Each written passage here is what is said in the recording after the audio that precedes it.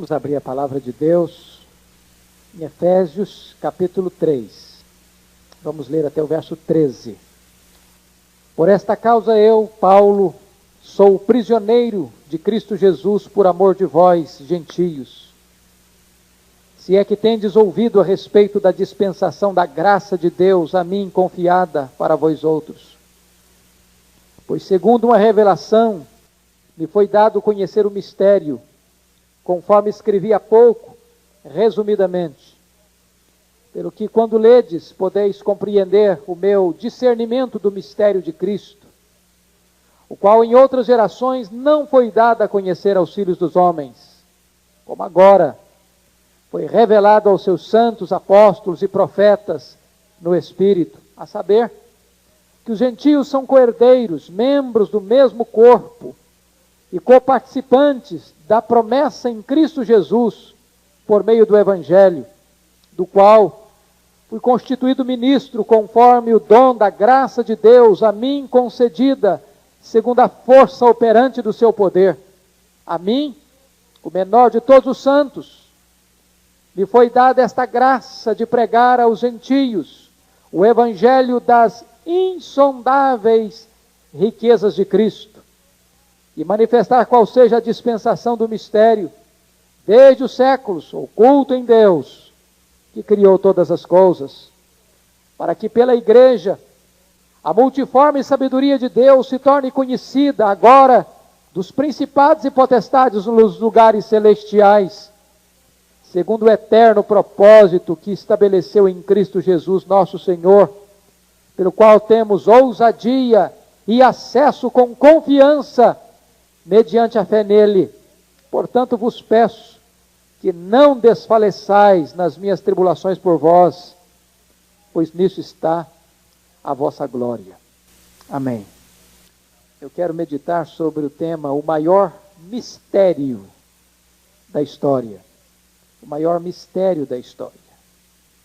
No capítulo 1 desta carta aos Efésios, o apóstolo Paulo mostrou o plano eterno de Deus para a igreja. Como Deus na eternidade nos escolheu em Cristo. Antes mesmo de lançar os fundamentos da terra, de criar os céus, os espaços siderais, as galáxias, as estrelas estelares, o universo, enfim, Deus já havia amado você, escolhido você em Cristo. E neste capítulo 1, Paulo então mostra a maquete do plano de Deus, da nossa redenção. Neste mesmo capítulo 1, o apóstolo Paulo ora agora pela igreja, para que a igreja, ao olhar para esta maquete, ao olhar para este plano, ao olhar para este projeto, pudesse entender três coisas. Pudesse entender a grandeza do seu chamado. O que é ser crente? O que é ser cristão? Segundo, entender que nós somos a herança de Deus. Nós somos a riqueza de Deus. E terceiro, entender a suprema grandeza do poder de Deus que está à nossa disposição, o mesmo poder que Deus exerceu ressuscitando Jesus Cristo dentre os mortos, o poder da ressurreição está à disposição da igreja. No capítulo 2, Paulo mostrou o estado de perdição em que este povo se encontrava. Agora Paulo está saindo do projeto para a concretização histórica da salvação. Como é que você e eu nos encontrávamos? E Paulo vai descrever no capítulo 2 que nós estávamos escravizados pela carne, pelo mundo e pelo diabo. Não apenas escravizados, nós estávamos condenados, éramos filhos da ira. Não apenas isso, absolutamente indiferentes a Deus, mortos em delitos e pecados. Nessa situação, houve uma adversativa, mas Deus, sendo rico em misericórdia, por causa do grande amor com que nos amou, então Deus vai lá e intervém na nossa vida e nos passa por três processos. Nos ressuscita, nos dá vida em Cristo e nos assenta com Cristo nas regiões celestes. Os mesmos estágios da exaltação de Cristo, nós agora temos também em Jesus Cristo. Ainda no capítulo 2, Paulo vai mostrar que o mistério que estava oculto é que os gentios que viviam mortos, escravos, longe de Deus, longe das promessas, longe da aliança, sem Deus no mundo, agora estes gentios são aproximados, são reconciliados com Deus, reconciliados com os judeus, e ambos formam uma só igreja, um só povo, um só corpo em Cristo Jesus. Neste capítulo 3, Paulo vai falar sobre o maior mistério de Deus na história. E é por causa desse mistério que Paulo está preso. Vocês podem ver isso no verso 1. Por esta causa eu, Paulo, sou prisioneiro de Cristo Jesus. Que causa é essa? Que causa é essa que está levando Paulo à prisão? Exatamente esta causa de ser missionário aos gentios, de pregar o evangelho aos gentios, de oferecer a graça de Deus aos gentios e mostrar que não tem mais parede de separação e de inimizade agora entre judeus e gentios. Este evangelho que abre as portas para todas as pessoas, independente da sua cultura, independentemente da sua raça. Agora chama atenção para duas coisas importantes no verso 1. Primeiro, Paulo diz: sou prisioneiro de Jesus Cristo. Isso é uma questão de perspectiva, porque na verdade Paulo era prisioneiro de Nero, ele era prisioneiro de Roma, ele estava algemado por um soldado romano, sob a custódia de César, Nero. Mas na mente de Paulo, a sua vida está debaixo da soberania de Deus. Quem dirige, quem controla, quem conduz a sua vida não é Nero, não é a política, não são os judeus, não é a perseguição. Quem controla e dirige a sua vida é o trono de Deus. Quão bom seria, meus irmãos, se nós pudéssemos ter esta mesma percepção de Paulo. Paulo está sendo perseguido, Paulo está sendo açoitado, Paulo está sendo injustiçado, Paulo está sendo jogado em prisões, Paulo está sendo perseguido tenazmente, Paulo agora está preso, algemado, aguardando a sua sentença de morte. Mas ele não diz: eu sou prisioneiro de César, eu sou prisioneiro de Jesus Cristo, porque ele olha para a vida não pela ótica humana, mas pela ótica da soberania de Deus. Temos nós olhado para a vida assim? Cremos nós no que Paulo ensinou em Romanos 8, 28? Sabemos que todas as coisas cooperam para o bem daqueles que amam a Deus, ou seja, que todas as coisas, Deus está no controle, Ele está com um leme na mão, com as rédeas na mão, dirigindo a nossa vida. A segunda coisa que eu chamo a sua atenção é que Paulo se considera prisioneiro por amor aos gentios. Versículo 1, ele diz aí: por esta causa, Paulo, sou prisioneiro de Cristo Jesus por amor de vós. Esta é a causa. Ele é prisioneiro de Cristo por uma causa, e a causa é o amor que ele tem aos gentios. Vocês se lembram como foi a prisão de Paulo? Estava voltando da sua terceira viagem missionária, trazendo ofertas para a igreja de Jerusalém, e os irmãos crentes judeus receberam esta oferta com alegria, com gratidão. Mas Paulo agora vai ao templo orar, vai ao templo adorar. E de repente uma turba de judeus apanham Paulo, acusam-no de introduzir no templo um grego. E lembram, quarta-feira passada, que falamos que havia uma parede no templo, onde um gentio não podia atravessar aquela parede, porque ele era morto. E aqueles judeus, então, entenderam que Paulo estava introduzindo um gentio no templo e ele era passível de morte. E agarraram Paulo, e prenderam Paulo. E não fora a intervenção romana, Paulo teria sido esquartejado por aquela multidão sangue sedenta de sangue. E aí agora Paulo, aprisionado, lá no capítulo 21 acontece isso. No capítulo 22, o apóstolo Paulo tem chance de fazer sua defesa diante daquela multidão de judeus em Jerusalém. E Paulo então começa a fazer sua defesa. E ele começa a falar da sua vida pregressa, do seu passado, de como Jesus o transformara, até o momento em que Paulo pronunciou uma palavra. Eu queria que você voltasse rapidinho na sua Bíblia aí para você entender isso aqui. Abra em Atos 22. Atos 22. Paulo está dando o seu testemunho para aquela multidão. E ele estava contando aqui a questão do martírio de Estevão. Versículo 20, quando se derramava o sangue de Estevão, tua testemunha, eu também estava presente, consentia nisso, e até guardei as vestes dos que o matavam.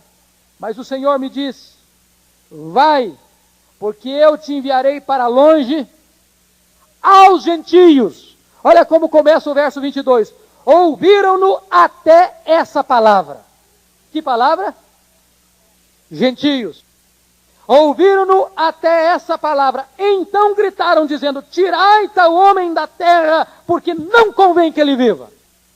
Quando os judeus escutaram a palavra gentios, eles não aguentaram mais escutar Paulo.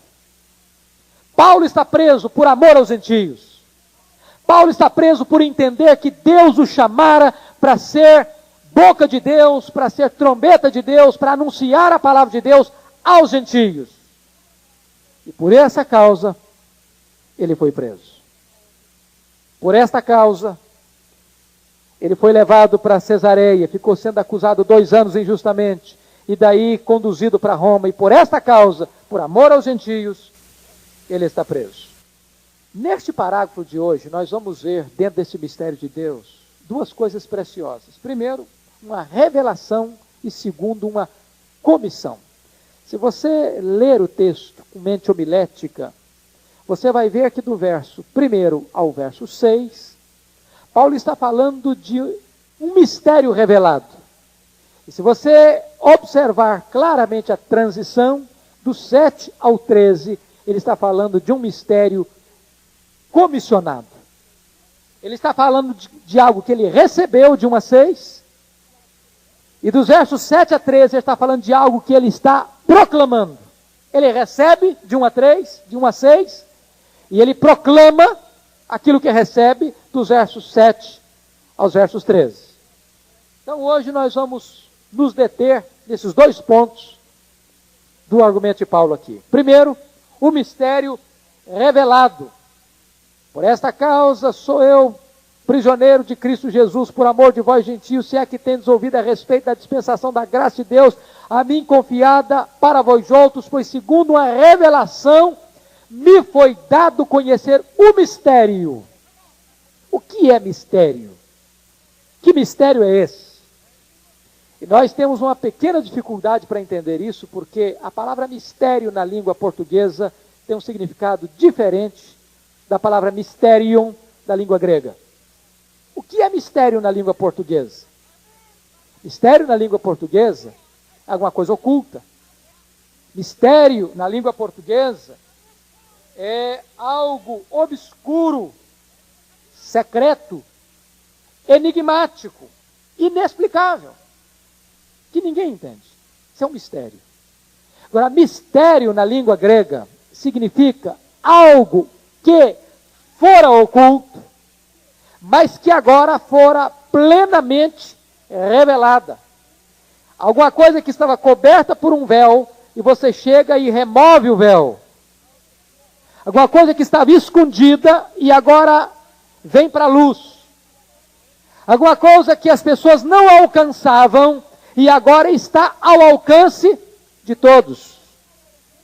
Esse mistério não é algo que a mente humana pode alcançar, não é algo que você descobre pela pesquisa, não é algo que alguém vem e conta para você. Diz Paulo que este mistério veio a ele através de revelação. O próprio Deus entregou para ele, o próprio Deus mostrou para ele. Não foi algo que ele descobriu, não foi algo que ele pesquisou, não foi algo que contaram para ele. Este mistério está agora ao alcance de toda a igreja. E que mistério é esse? No versículo 4 ele vai dizer que esse é o mistério de Cristo.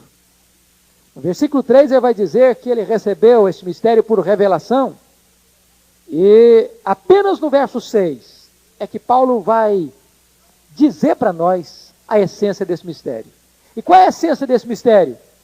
Que estiver oculto em outras gerações, que os anjos não sabiam, mas que agora, a época dele, é que foi revelada aos apóstolos e profetas.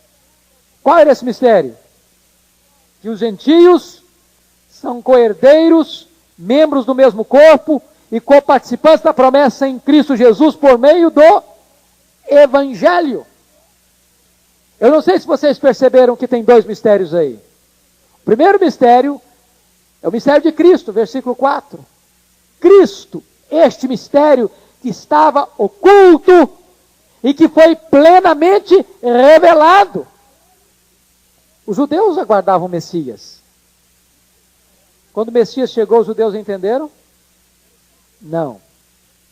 Veio para os seus, e os seus não o receberam.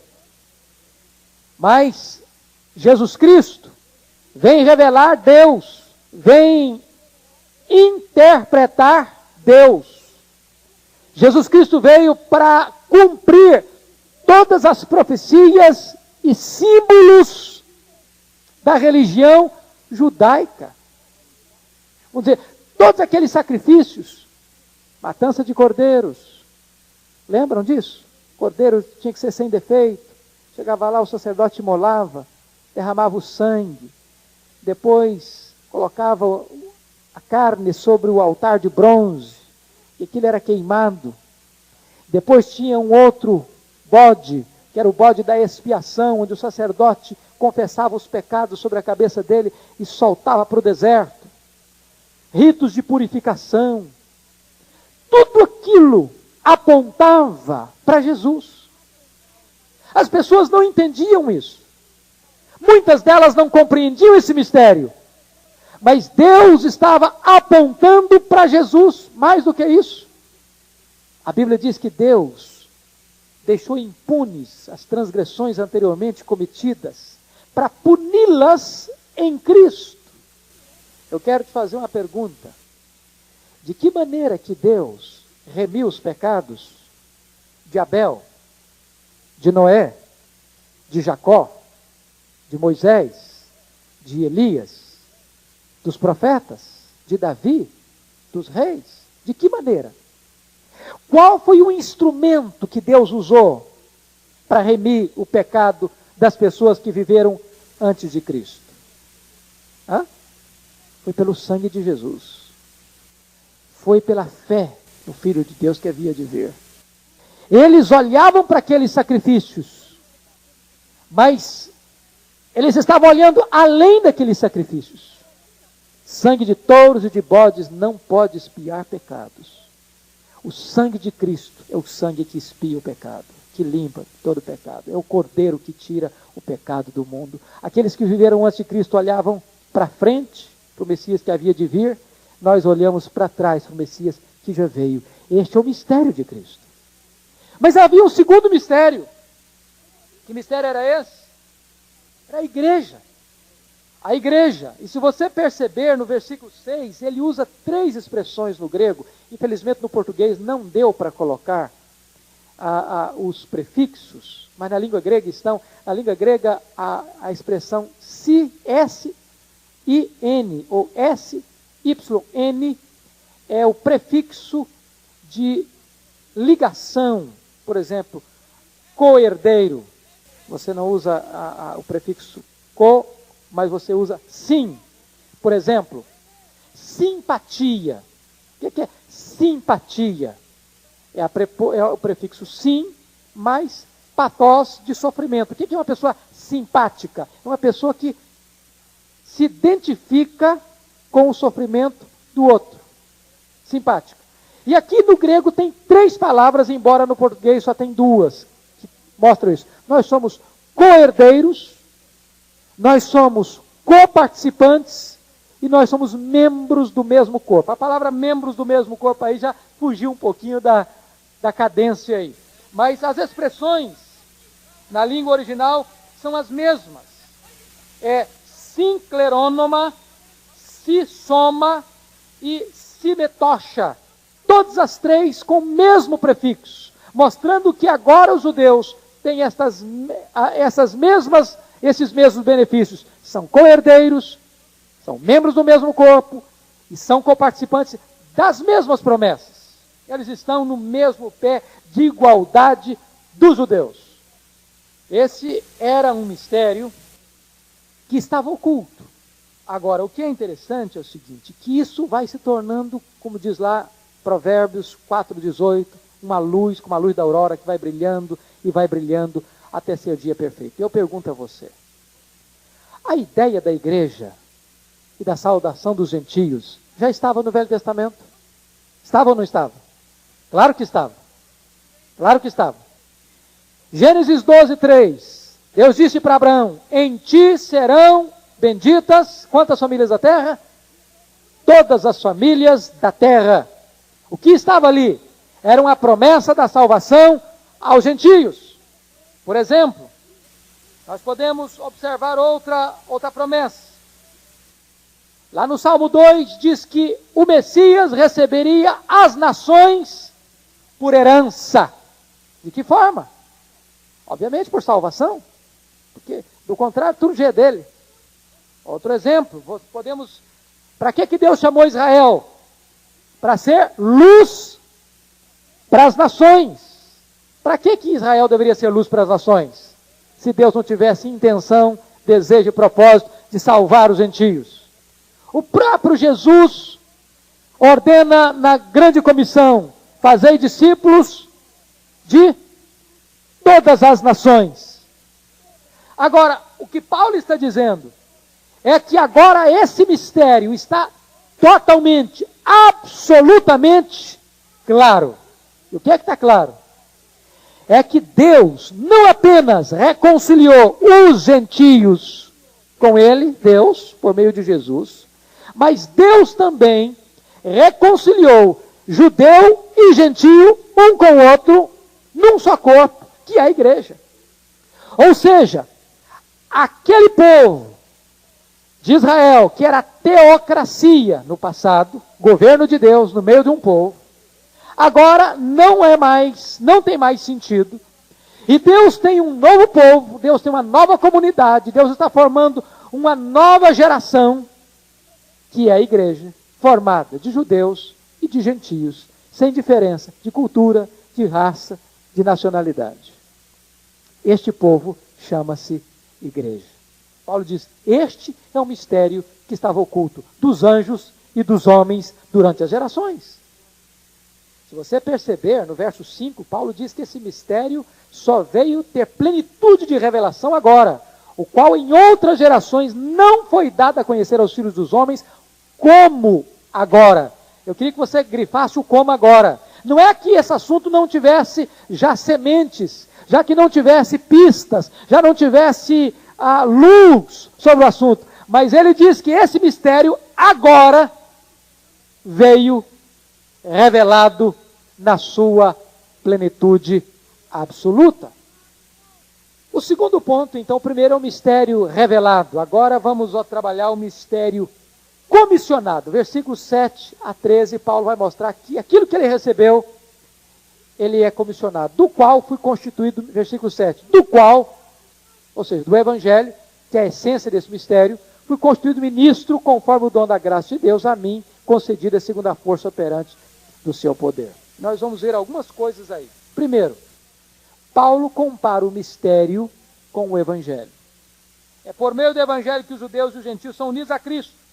O mistério foi a verdade revelada a Paulo e o evangelho é a verdade pregada por Paulo. Mistério revelado a, evangelho pregado por. Ok? De acordo com o versículo 7. Depois ele diz o privilégio de ser dispenseiro desse mistério. Paulo chama-se a si mesmo, no versículo 8. A mim, o menor de todos os santos, me foi dada esta graça de pregar aos gentios o evangelho das insondáveis riquezas de Cristo. Paulo faz 3 referências assim muito interessantes. Lá em 1 Coríntios 15, Paulo se refere a si mesmo como o menor dos apóstolos. Versículo 15, 9. Porque eu sou o menor dos apóstolos. Aqui, em Efésios 3, versículo 8, ele chama-se a si mesmo o menor de todos os santos. E em 1 Coríntios, 1 Timóteo 1,15, Paulo chama-se a si mesmo o maior de todos os pecadores. Será que ele estava sendo hipócrita? Será que ele estava usando falsa modéstia? Por que ele se refere a si mesmo dessas três maneiras? O menor dos apóstolos, o menor dos santos, o maior dos pecadores. Um puritano disse: eu não discordo da gramática de Paulo, eu só discordo de ter tomado o meu lugar. Eu acho que cada um de nós deveria se colocar no lugar de Paulo. Ou vocês não pensam assim? Alguém aqui tem condições de chegar diante de Deus com alguma vaidade, presunção e soberba, dizendo, eu sou melhor do que Paulo? Porque já que ele foi o menor dos apóstolos, o menor dos santos, o maior dos pecadores, então eu sou maior que ele. Você teria a pretensão de fazer isso? Pode alguém conhecer a sublimidade da graça de Deus sem se sentir o menor, sem se sentir indigno? Sobretudo ele, que lá em 1 Timóteo 1,13 diz que ele era o maior dos pecadores, também, porque ele diz que eu fui um blasfemo, porque eu fui um insolente, porque eu fui um perseguidor da igreja. Mas, meus irmãos, a ideia que me passa é que nós sempre estamos aquém do grande privilégio da salvação, do mistério revelado e do comissionamento. Porque os anjos não são oniscientes, e uma coisa que eles queriam demais, que Deus desse para eles, e Deus não deu, foi o privilégio de pregar o evangelho. Você já pensou? Os anjos queriam ter um ministério que Deus não lhes deu. Pregar boas notícias. Quem não gosta de ser portador de boas notícias? Não é verdade? Tem coisa que é difícil ser portador. Eu, como pastor, uma das coisas mais difíceis para mim é ter que ser portador de notícias difíceis. Eu nunca me esqueço, há alguns anos, quando uma menina que frequentava a nossa igreja, era adolescente, tinha 13 anos, e seu pai e sua mãe foram para Guarapari, passar um final de semana, e ela ficou em Vitória. Ela morava ali perto da ladeira Santa Clara. E o pai daquela menina passou mal em casa, lá em Guarapari, e foi levado para o hospital pela própria esposa. Quando entraram com aquele senhor no hospital, o infarto foi fulminante. Madrugada, para eu ir à casa daquela menina, de 13 anos, filha única, para dizer para ela que o pai dela, que a mãe dela, tinham acabado de morrer. Não é fácil dar uma notícia dessa. Agora, quem não gosta de ser portador de boas notícias? Já perceberam em casa, quando tem uma notícia boa, cada menino quer correr na frente do outro para dar notícia? Não deixa que eu dou, não deixa que eu falo. Todo mundo quer falar coisa boa. Paulo disse que os anjos gostariam de ser portadores dessa boa notícia, mas Deus nola concedeu. E ele olhar para si mesmo, se sente tão miúdo, tão pequeno, tão indigno, que ele diz, eu, o menor de todos os santos, recebi o privilégio, a bênção de anunciar, de proclamar as insondáveis riquezas de Cristo Jesus. E ele vai dizer no versículo 7 que para anunciar é preciso de poder, o qual foi constituído ministro conforme o dom da graça. Veja, ele não é ministro porque ele se intitula ministro, ele não se ordena a si mesmo, ele não se comissiona a si mesmo, é conforme o dom da graça a mim concedida. E agora ele diz no verso 7, segundo a força operante do seu poder. Ele usa duas palavras muito fortes na língua grega, que é a palavra energeia e que é a palavra dinamis, que vem energia e dinamite. Você bem sabe qual o efeito da energia. Você sabe que poder de explosão tem a dinamite. Ele diz que este é o poder que opera nele para que ele pudesse anunciar o Evangelho de Jesus Cristo. Então Paulo aqui descreve 3 coisas para nós fecharmos o nosso estudo. O privilégio de pregar envolve 3 etapas. Primeiro, versículo 8, é pregar as insondáveis riquezas de Cristo. A palavra insondável significa inexaurível, inesgotável, que você tira e não consegue tirar até o fim. Como aquele menino que estava à beira da praia e perguntou para o seu pai: papai, o que significa inesgotável? Essa palavra é muito complicada para a cabecinha dele. Ele tinha escutado a palavra, não sabia o que significava. Aí o pai dele diz: meu filho, vem cá que eu vou te explicar o que é inesgotável. Estava brincando na areia com um baldinho. Aí o pai foi lá dentro do mar e pegou um baldinho de água, jogou na areia. Foi lá, pegou outro baldinho de água e jogou na areia. Foi lá, pegou outro baldinho de água e jogou na areia. Quando da 10ª vez o menino não estava entendendo lá, meu filho, sabe o que é inesgotável? Significa que se você passar aqui sua vida inteira, se você pudesse viver milhares de anos, tirando água com seu baldinho, esse mar nunca iria ficar vazio. Isso é inesgotável. O que é o Evangelho? O Evangelho tem uma profundidade inesgotável. Nunca se escreveu sobre qualquer outro assunto na história mais do que se escreveu sobre Jesus e sobre o Evangelho. Vocês pensam que já se esgotou? Vocês pensam que tem mais gente escrevendo? É claro que tem. E tem gente escrevendo hoje algo que até hoje nunca ninguém escreveu. Esta é uma mina que sempre que você cava tem mais para descobrir. Tem mais ouro, tem mais riqueza, tem mais pedras preciosas. Esta é uma riqueza inesgotável. É fantástico isso, não? Certamente você já deve ter escutado vários sermões num único texto. E cada pessoa que você vê pregar, sem ser infiel ao texto, lhe traz uma mensagem nova. Lhe traz uma abordagem nova. Lhe traz uma perspectiva nova. É porque este Evangelho, ele é insondável. Ninguém pode ter a pretensão de dizer: agora eu sei tudo. Agora eu domino. Quanto mais você sabe que não sabe. Quanto mais você mergulha, mais você percebe que você está apenas na superfície. Você está apenas arranhando a superfície. É insondável. Este é o Evangelho que nós recebemos. Agora, vamos ver algumas riquezas que você tem. Eu, sempre que converso com alguém com problema de autoestima, eu procuro levar a pessoa a fazer um recenseamento espiritual. Você tem problema de autoestima baixa? Não precisa me responder não, só pense aí no seu coração. Porque a autoestima às vezes não é alguma coisa que está na nossa estrutura física, não. Há poucos dias eu aconselhei uma jovem senhora com seu marido e ela estava mergulhada numa grande depressão. Uma mulher bonita, morena, de olhos verdes, com seus 20 e poucos anos, com uma beleza física rara. E aquela mulher estava olhando para a vida e achando tudo embaçado, tudo triste, não gostava da sua vida, já tinha tentado suicídio 3 vezes. E eu olhei para ela e disse: filha, vamos alistar algumas coisas preciosas que Deus fez por você. E aí eu comecei, ela era crente, é crente no Senhor Jesus. Você acha que um crente pode ficar deprimido?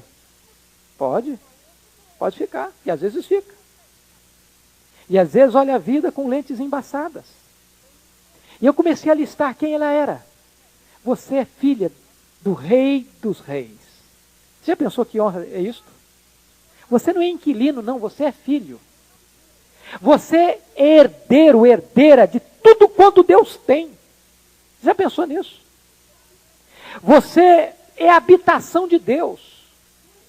Deus está trabalhando em você, construindo em você um templo, uma catedral existencial do Espírito Santo. Você é tão importante para Deus, que a Bíblia diz que você é a menina dos olhos de Deus. Não tem nada que você preserve e guarda com mais cuidado do que a menina dos seus olhos. A primeira coisa que você protege no seu corpo é a menina dos seus olhos. É assim que Deus cuida de você. Você é a herança de Deus, a delícia de Deus. E eu fui catalogando para aquela irmã quem ela era em Cristo Jesus. Quando você percebe a riqueza insondável, você estava morto e reviveu, você estava perdido e foi achado, você era pobre e agora você é rico, porque você é herdeiro, você é co-herdeiro com Jesus. Você estava como filho da ira, agora você está desfrutando do beneplácito de Deus, do prazer de Deus. Deus se alegra em você com alegria, como o noivo se alegra da noiva, Deus se alegra em você. E você vai olhando a riqueza do Evangelho. Quando nós paramos para meditar na riqueza do Evangelho, seu coração se enche de alegria.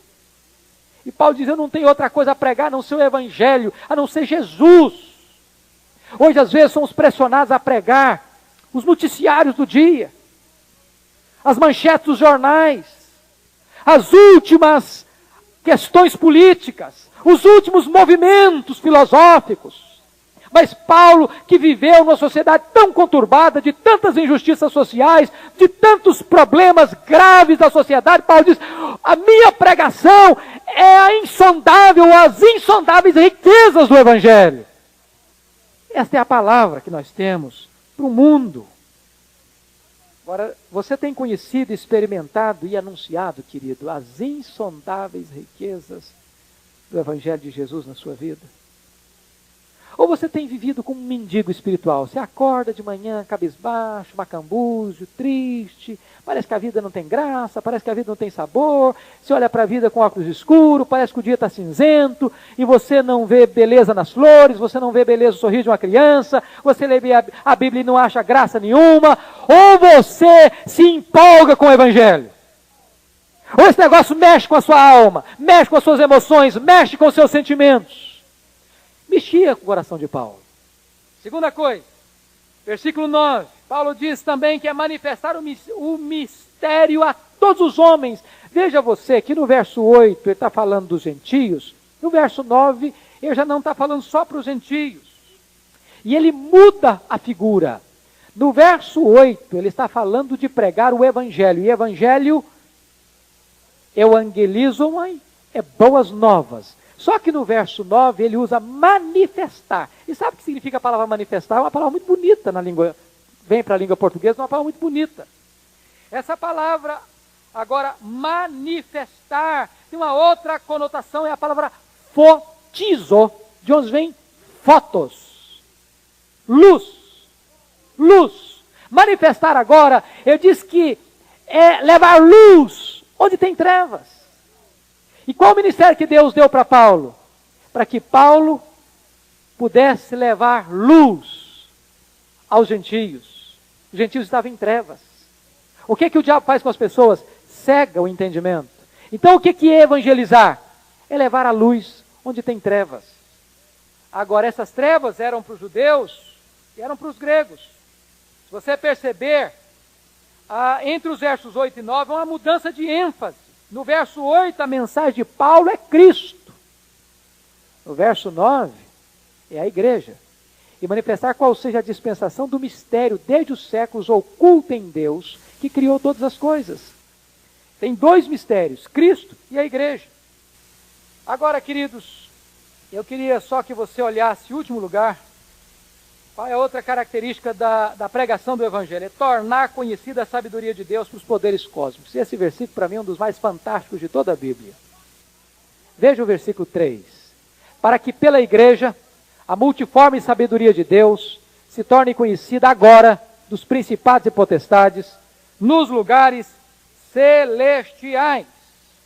Olha o que você está percebendo aí. Deus está formando uma comunidade multirracial, multicultural, como uma bela tapeçaria. Queria que você prestasse atenção na palavrinha aí, multiforme sabedoria de Deus. Para que pela igreja a multiforme sabedoria de Deus se torne conhecida. Sabe o que é multiforme aí? É a palavra poikilos, de onde vem a nossa palavra policromático. O que é cromos? Cor. Policromático, o que significa? De várias cores. É a mesma palavra grega aqui. Poikilos. Paulo está dizendo que a sabedoria de Deus é como um tapete de várias cores, entrelaçados, onde as cores são combinadas, onde você olha e vê beleza artística. Essa palavra era usada para descrever flores, coroas, tecidos bordados e tapeçarias. Paulo está dizendo que essa multiforme sabedoria de Deus vai pegar um judeu, vai pegar um gentio, e vai juntar esses dois, que eram inimigos, ao ponto de um considerar o outro combustível do fogo do inferno. E vai juntar esses dois agora, num só corpo, para que forme um só povo, um só rebanho, uma só igreja. Agora, Paulo vai dizer que a igreja está no palco para o maior espetáculo do mundo. Pense nessa cena. Pense em você num teatro. Pense nas cortinas fechadas. Pense nas cortinas abertas. E lá no palco está a igreja. Olha que figura extraordinária. A história é o teatro. O mundo é o palco. Os membros da igreja são os atores. O próprio Deus escreveu a peça e dirige a peça, porque produziu a peça. Ato após ato, cena após cena, a história continua a se desdobrar. Agora, quem é que está sentado lá no auditório para assistir essa peça? Principados e potestades. Percebe a figura?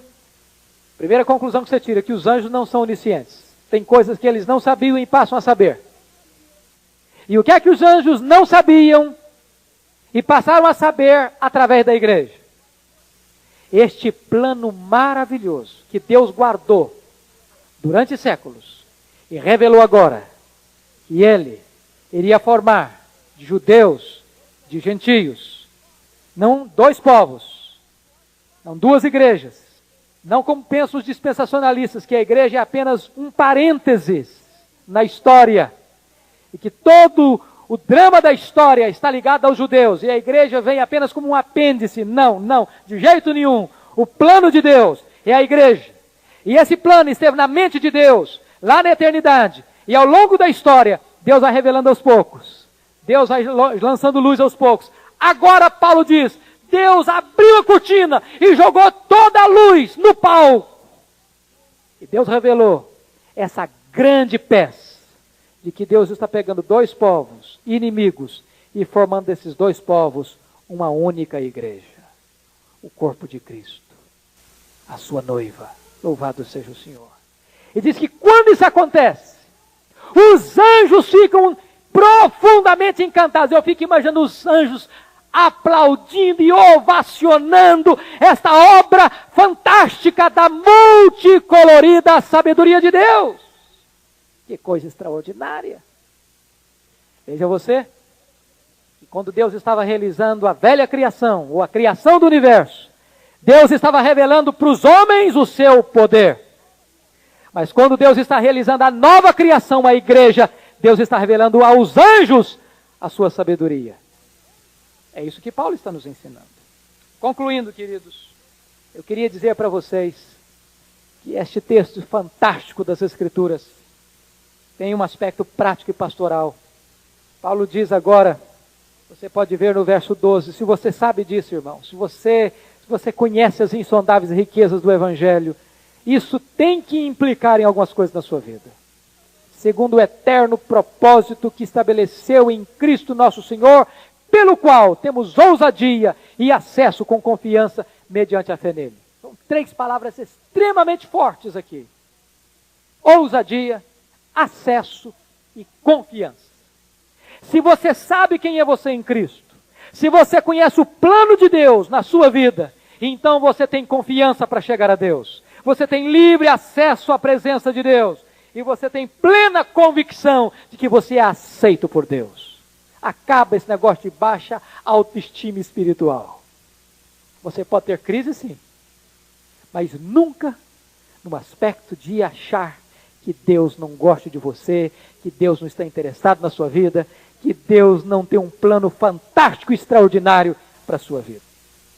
Eu queria então fechar dizendo para você 3 coisas básicas. Primeiro, a igreja ocupa um lugar central na história. Se você ler a história geral, há poucos dias, o Tiago logo que chegou, tirou uma nota baixa em história, e ele custou para se reabilitar na autoestima em história, e disse, eu não gosto de história. Eu precisei trabalhar um pouco com ele para ele voltar a ter gosto pela história. Mas por quê? Por que as pessoas não gostam de história? O que se estuda em história? Guerras, reis, nações, uma levanta, outra cai, um rei que levantou, outro que caiu, a guerra tal, dominou tal, país tal, e nós achamos que isso é história. É assim que os homens escrevem história. Como Deus escreve a história? O que é importante para Deus na história? Deus está escrevendo a história. E na história que Deus está escrevendo, Ele está formando um povo. E este povo está sendo chamado de todas as tribos, raças, línguas, nações. E Deus está chamando esse povo para se tornar a noiva do seu filho, o templo da sua habitação. Quando esta história estiver concluída, haverá uma voz: eis o tabernáculo de Deus entre os homens. Deus mesmo estará com eles. Eles serão povos de Deus. E Deus estará com eles. É assim que Deus olha a história. O centro da história é Deus formando um povo que se chama igreja. E você faz parte desse povo. Segundo, a igreja ocupa lugar central no Evangelho. Sabe por quê? Porque o Evangelho é o mistério de Deus revelado. E o mistério de Deus revelado é Cristo, vindo ao mundo para chamar 2 povos, judeus e gentios, para formar a sua igreja. Finalmente, a igreja ocupa lugar central na vida cristã. Olha como Paulo termina esse parágrafo. Portanto vos peço que não desfaleçais nas minhas tribulações por vós, pois nisso está a vossa glória. Sabe por que Paulo escreveu isso aqui? Porque certamente aqueles crentes de Éfeso estavam perguntando o seguinte: por que Paulo está preso? Por que Deus permite isso? E para responder uma pergunta existencial, Paulo traz uma explanação profundamente teológica e espiritual. E depois dessa explanação, Paulo diz: agora, meus irmãos, eu quero pedir uma coisa para vocês. Não desfaleçam nas minhas tribulações, pois nisto está a vossa glória. O que é impressionante é que Paulo junta no mesmo versículo tribulação ou sofrimento e glória. Sofrimento e glória. Você sabia que não há glória sem sofrimento? Nós cantamos um hino muito bonito. Até que um dia o Senhor vai, como é que é o hino lá? A Rua de Cruz? Até que um dia Deus vai trocar a cruz pela coroa. Mas não tem coroa sem cruz. Paulo entende isso. Hoje tem se pregado um evangelho de coroa e muito pouco um evangelho de cruz. Há alguns que pregam o evangelho de cruz sem pregar o evangelho de coroa. Nós não podemos dividir e nem separar o que Deus uniu. Primeiro, tem sofrimento, mas tem glória. Tem cruz, mas tem coroa. Tem vale, mas tem arrebatamento. Tem glória. Tem coisas que o ouvido não ouviu e olhos não viram. Que Deus nos ajude, queridos, a olhar para a Bíblia nessa perspectiva e encher a nossa alma de alegria e de esperança. Que seja assim. Amém.